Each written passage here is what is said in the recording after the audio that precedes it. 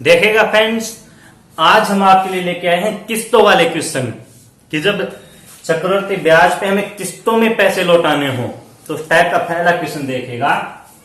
6300 रुपए की धनराशि को 10% चक्रवृद्धि ब्याज की दर से 2 बराबर वार्षिक किस्तों में लौटाया गया तो प्रत्येक किस्त की राशि ज्ञात कीजिए। भाई हमने 6300 रुपए किसी से उधार ले लिए 10% ब्याज की दर से और उसको 2 बराबर वार्षिक किस्तों में यानी प्रत्येक वर्ष की एक किस्त जा रही है, यानी कि 2 वर्षों में उसको लौटा रहे हैं। किस्तों में हम राशि को वापस लौटा रहे हैं। तो ये हमसे पूछ रहा है कि किस्त कितने की जा रही है, हमें बताना क्या है कि किस्त कितने की जा रही है।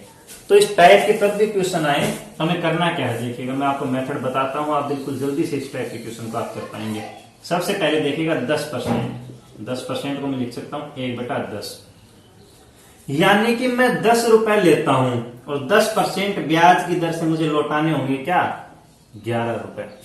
समझ गए होंगे 10% ब्याज से क्या होता है 1 बढ़ गया 10 से 1, यानी 10 रुपए अगर मैं उधार लेता हूं तो मुझे लौटाने पड़ेंगे 11 रुपए। तो ऐसा क्वेश्चन आ जाए किस्तों वाला तो आपको क्या करना है, समय कितना है 2 बराबर वार्षिक किस्तों में, इसका मतलब समय हमारे पास कितना है 2 वर्ष। तो मैंने आपको बता रखा है 2 वर्ष के लिए स्क्वायर करना है, 3 वर्ष के लिए क्यूब करना है। तो बात यहां पर कर रहा है 2 वर्ष की, तो हम यहां पर कर देंगे स्क्वायर। 10 का स्क्वायर 100, 11 का स्क्वायर 121, यानी कि अगर 10 रुपए में लेता तो मेरे को किस्त लौटानी पड़ती 11 की, 100 रुपए में लेता हूं तो मेरे को 121 देने पड़ेंगे। तो ये तो है हो गई हमारी किस्त जो हम 10% मिला के दे रहे हैं, और ये हमारी हो गई राशि। देखिएगा अब किस्त तो पहले वर्ष में 11 दे रहा हूं, दूसरे वर्ष 121 दे रहा हूं, ऐसा थोड़ी ना होगा। किस्त तो दोनों वर्ष क्या जाएगी बराबर किस्त जाएगी, बराबर वार्षिक किस्तों में तो बराबर किस्त जाएगी। तो मैं किस्त को बराबर कर लेता हूं, ये 121 है तो इसको 121 करने के लिए मैं क्या करूंगा 11 से गुणा कर दूंगा, इसको 11 से गुणा करूंगा तो ये भी 11 से क्या होगा गुणा ही होगा। तो जब मैं इसको 11 से गुणा करूंगा तो 11 दाई 110 हो जाएगा,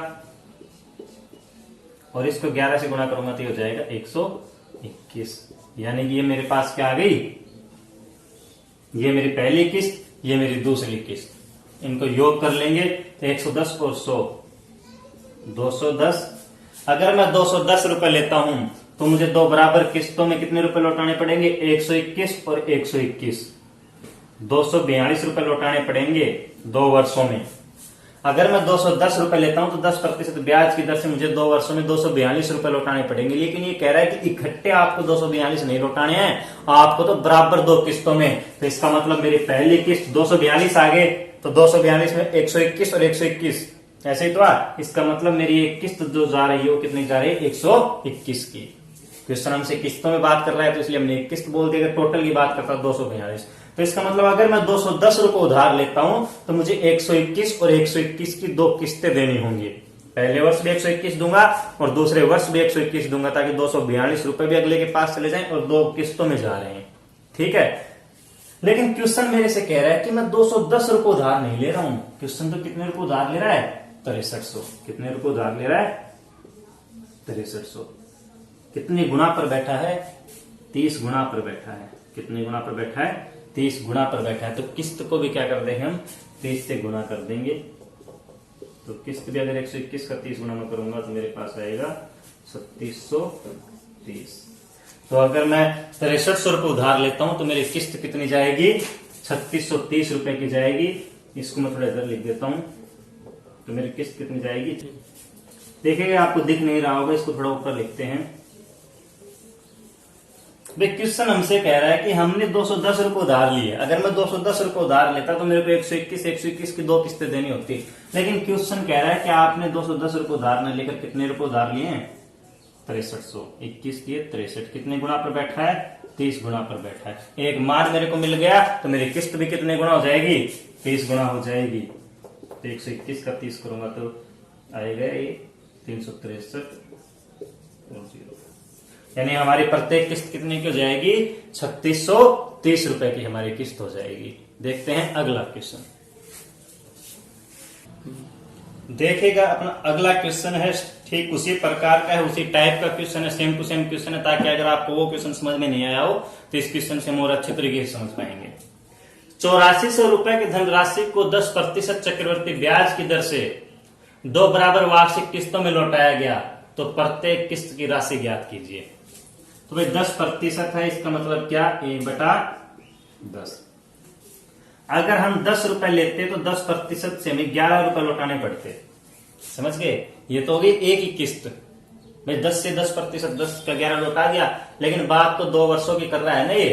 तो अगर 2 वर्षों की बात कर रहा है तो मैंने आपको बताया जितने भी वर्षों की बात कर रहा हो, 2 की बात कर रहा है तो स्क्वायर, 3 की बात कर रहा हो क्यूब, और 4 की बात करता हो तो 4 क्यूब। देखिएगा, तो 10 का स्क्वायर करेंगे 100, 11 का स्क्वायर करेंगे 121। अगर हम 100 लेते तो हमें 121 लौटाने पड़ते, अगर हम 10 ले रहे हैं तो हमें 11 लौटाने पड़ रहे हैं। लेकिन 2 बराबर किस्तों की बात कर रहा है तो हम इसको पहला और दूसरा से मान के चलेंगे, तो किस्त तो हमेशा बराबर ही जाएगी ना। तो अगर ये 121 की किस्त जा रही है तो ये भी 121 की जानी चाहिए, और इसको 121 करने के लिए मुझे 11 से गुणा करना पड़ेगा। अगर ये 1100 है तो ये पूरा समीकरण किससे, 11 से गुणा हो जाएगा, और जब मैं 11 को 11 से गुणा करूंगा तो 121 आएगा मेरा, और जब मैं 10 को 11 से गुणा करूंगा तो मेरा आएगा 110। जोड़ देंगे इनको, 100 और 110 210। 121 की किस्त जा रही है तो मैं यहां पर सिर्फ किस्त का ही मान लिख लेता हूं। भाई इनको जोड़ूंगा तो 242 आएगा, 121 242 आएगा, लेकिन 242 तो टोटल जा रहे हैं, हमें तो किस्त पता करनी है। तो एक किस्त का मान मैं लिख लूंगा कि अगर मैं 210 रुपए उससे लेता तो मेरी किस्त कितने की जाती, 121 रुपए की किस्त जाती। समझ गए आप, 121 2 वर्षों में 242। लेकिन क्वेश्चन कह रहा है कि आप 210 रुपए में लेकर आप ले रहे हैं कितने, 8400 रुपए। कितने गुणा पर बैठा है, 21 चौक 84, 40 गुणा पर बैठा है।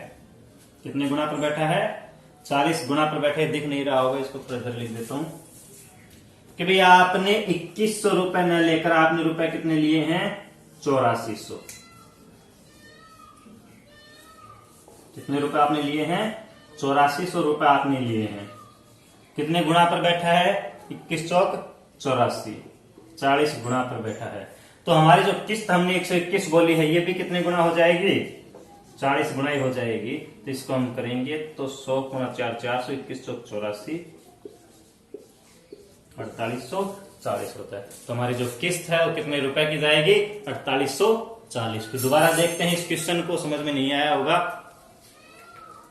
कि भाई हमने 10 से 11 हो रहा है, 10% से 10 से 11 स्क्वायर कर देंगे। 10 11 का अगर हम स्क्वायर करेंगे, 10 और 11 का अगर हम स्क्वायर करेंगे तो कितना जाएगा, 10 का 100, 11 का 121।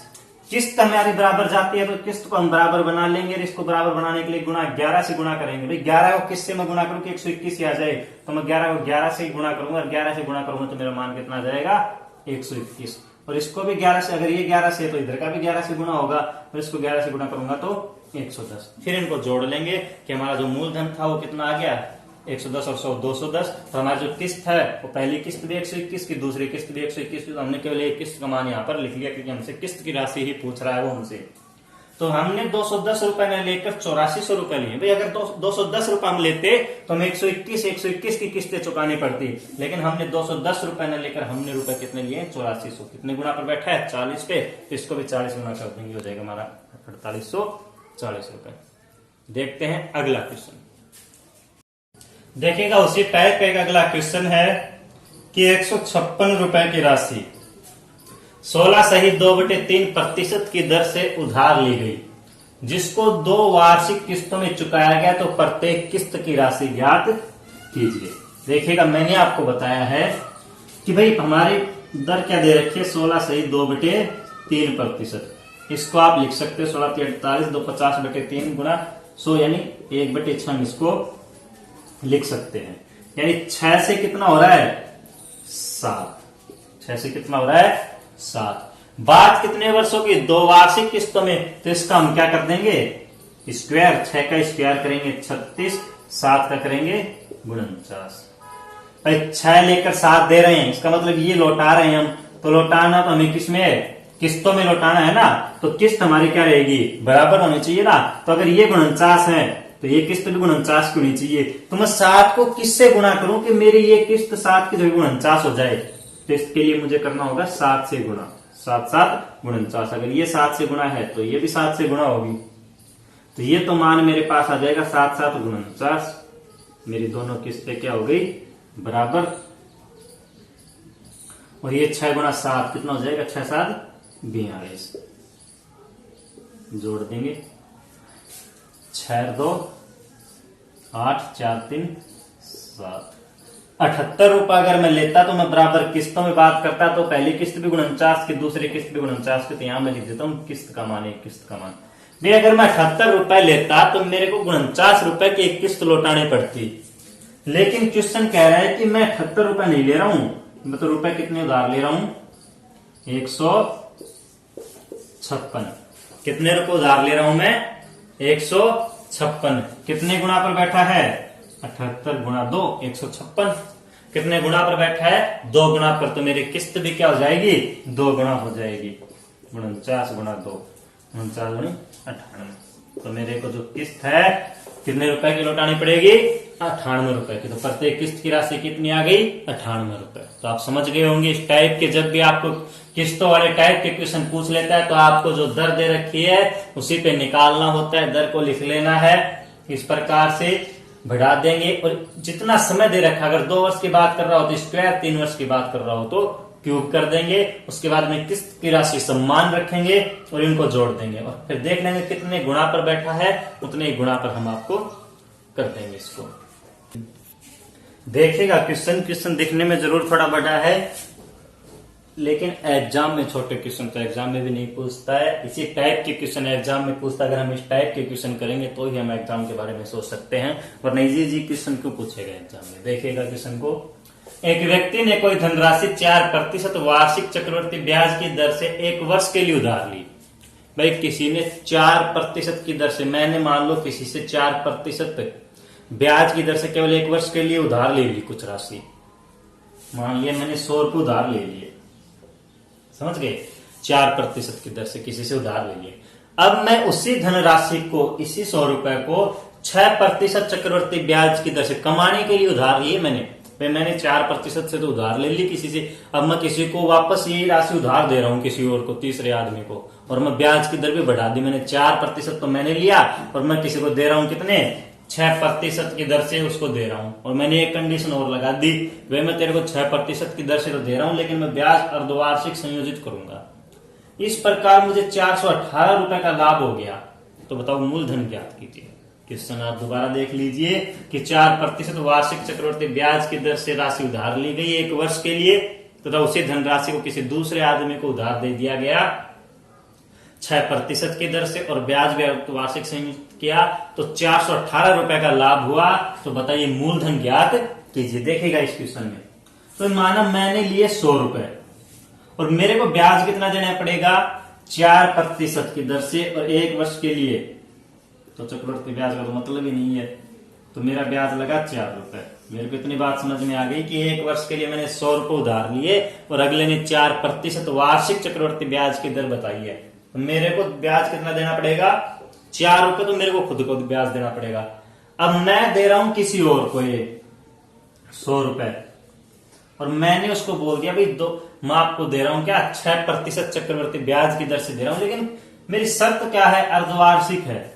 भाई 6% तो क्या है, वार्षिक दर बता दी मैंने उसको, और शर्त मैंने बता दी अर्धवार्षिक।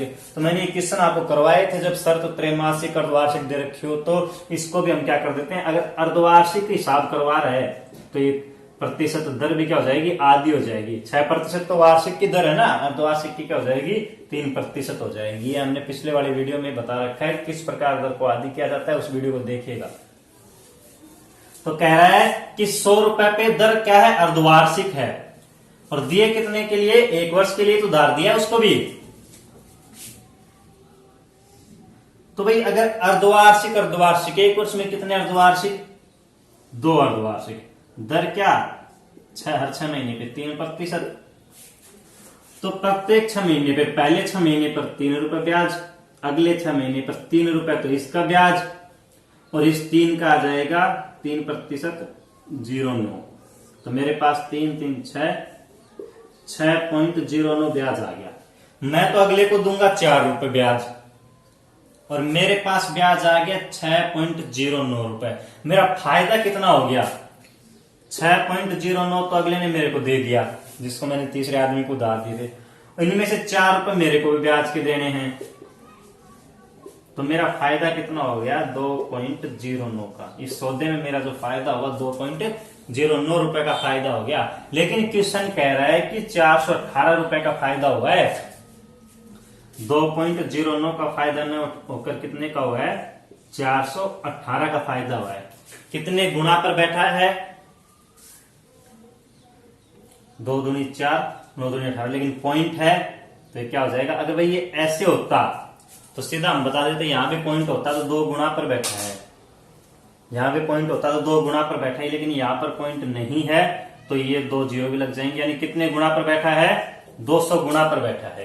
कितने गुना पर बैठा है? 2.09। अगर सीधा 209 होता है 418 2 गुना पर, लेकिन 2 पॉइंट है तो क्या हो जाएगा? 200। तो कितने गुना पर बैठा है? 200 गुना पर बैठा है। मेरा लाभ हुआ है 2.09 का। क्वेश्चन कह रहा है 418 का लाभ हुआ है, तो ये कितने गुना पर बैठा है? 200 गुना पर। तो मेरा मूलधन भी 200 गुना हो जाएगा। मैंने मूलधन क्या माना था मेरा? 100। तो 100 का भी मैं अगर 200 करूंगा तो 100 दूनी 200 और ये 2 जीरो, यानी मेरा मूलधन क्या आ गया? 20,000 रुपए आ गया। दोबारा समझाता हूं इसी क्वेश्चन को, देखिएगा कि भाई 4% वार्षिक चक्रवृद्धि ब्याज की दर से 1 वर्ष के लिए उधार लिया मैंने, तो माना मैंने लिए 100 रुपए और 4% की दर से लिए, तो मेरे को तो ब्याज देना पड़ेगा 4 रुपए। ठीक है।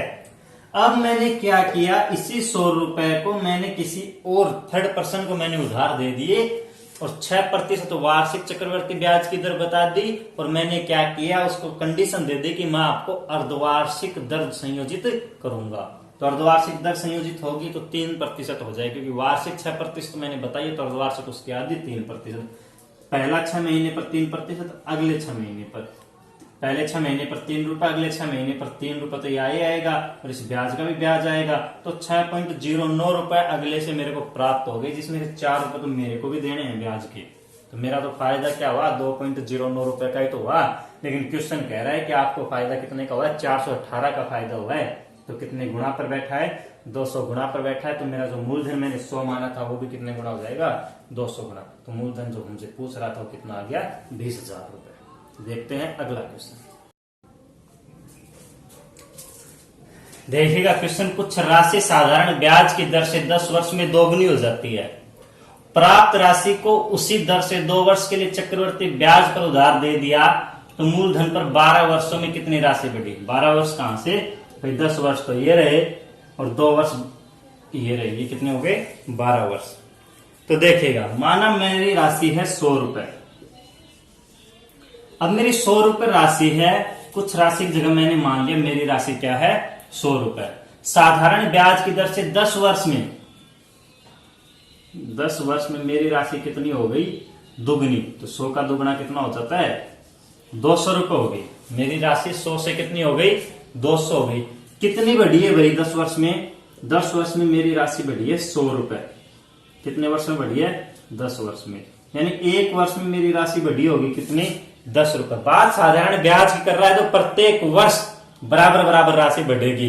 तो पहले वर्ष मेरी राशि बढ़ेगी 10, दूसरे वर्ष भी 10, तीसरे वर्ष भी 10, ऐसे कर 10 वर्षों तक 10-10 बढ़ेगी। तो मेरे पास 100 का दुगना हो जाएगा 200। तो 100 रुपए पे 10 रुपए बढ़ रहे हैं भाई। 100 रुपए पर 10 रुपए बढ़ रहे हैं, इसका मतलब दर क्या है? 10% की। 100 रुपए पे 10 रुपए बढ़ रहे हैं, इसका मतलब क्या दर रही होगी? साधारण ब्याज की 10% दर रही होगी। ठीक है, इतनी बात होगी। आगे कह रहा है प्राप्त राशि को, प्राप्त कितनी राशि है मेरे पास? 200 रुपए है। प्राप्त राशि को उसी दर से, ये मेरे प्राप्त राशि है 200 रुपए, और इस 200 को उसी दर से यानी 10% की ही दर से, 10% की दर से 2 वर्ष के लिए चक्रवृद्धि ब्याज पर उधार दे दिया जाता है। 2 वर्ष के लिए निकालते हैं। 200 का पहले वर्ष 20 रुपए ब्याज आएगा, दूसरे वर्ष इस 200 का 20 तो आएगा, प्लस में इस 20 का भी 10% 2 रुपए होते हैं, यानी ये 42 रुपए मेरे पास ब्याज हो रहा है। कितना ब्याज हो रहा है मेरे पास? ये 42 रुपए ब्याज हो रहा है। देखिएगा 20, 20, 40 और 2, 42 इधर नहीं दिखा, इधर लिख देता हूं। कितने रुपए ब्याज हो रहा है मेरे पास? 42 रुपए ब्याज और आ गया। 200 पर 42 रुपए ब्याज आ गया, 200 रुपए मेरे पास पहले थे, तो मेरे पास टोटल मेरी राशि हो गई कितनी, 242। समझ गए। अब कह रहा है 12 वर्षों में कितनी राशि बढ़ी। मैं 100 रुपए लेकर चला था, फिर मेरे पास 200 हो गए, 200 को भी मैंने ब्याज पर दे दिया, मेरे पास राशि हो गई टोटल 242। अब 100 तो मेरे थे ही, 100 तो शुरू में मेरे थे ही जो मैंने 10 वर्षों के लिए दिए थे। ये बात कर रहा है कि मूलधन पर 12 वर्षों में कितनी राशि बढ़ी, तो 100 तो मेरे थे और 200 में से 242 में से 100 मेरे निकाल दिए, तो मेरे पास राशि कितनी बढ़ी, 142। यही हमारा क्या है, आंसर। देखिएगा अगला क्वेश्चन।